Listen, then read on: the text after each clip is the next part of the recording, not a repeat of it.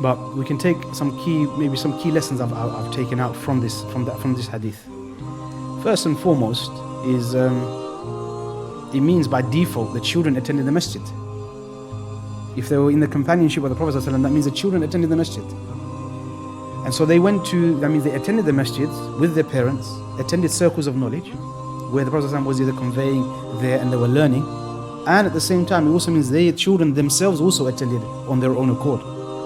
So being in and around the masjid is a very important and integral part of the tarbiyah and the development of a child.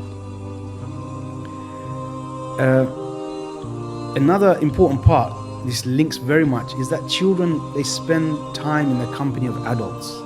And this is such an important thing, to be in the company of adults. By spending time in the company of adults, children's intelligence and their interaction, all of these things, their maturity levels increase. Because obviously naturally, if you're an adult, you're holding an adult conversation, there's a child there, they're picking up, they're learning, and they're developing and they're maturing at a much faster pace than we see maybe of children today. Also, we're looking at etiquettes of learning. So this is the point I'm going to go into a bit more detail later on, is that a lot of the times now, alhamdulillah, we bring our children to the masjid, we bring them to the circles, they learn. Or they bring us with us. So alhamdulillah, this is like a family halaqah we have here today.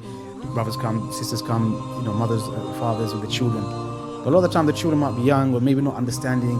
And so one of the norms that you see a lot of the time is, I want to learn, but I want to keep my child quiet. So I'll give them my phone and they'll watch something or do something. And so they're distracted, so they don't disturb me. And so in that process, what we're doing is we're teaching them something very subconsciously. And we'll go into that inshallah in a bit more detail. But what we're teaching them is really not the correct etiquettes of learning. And lastly is we need to look at our habits. Yeah. So a lot of the times what we have is, what is our habits when we attend circles of knowledge? A lot of the times we will pull out our phones, and while the imam or the ustad or the sheikh is giving the circle, we're on our phones. And our children are observing what we're doing. And so we are actually showing also a lack of respect to the teachers. And so really we should be teaching through our actions the correct adab to our children.